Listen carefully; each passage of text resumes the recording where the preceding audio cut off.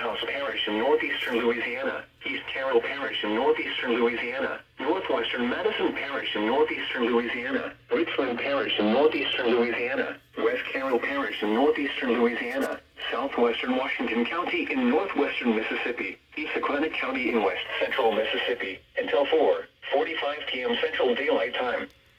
At 3:44 p.m. Central Daylight Time, severe thunderstorms were located along a line extending from near Avon to 6 miles southwest of Stark, moving southeast at 50 miles per hour.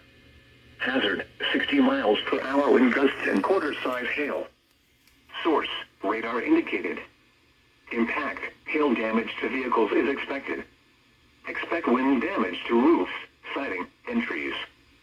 Severe thunderstorms will be near Avon around 3:50 p.m. Central Daylight Time. Mangum around 4 p.m. Central Daylight Time. For your protection, move to an interior room on the lowest floor of a building.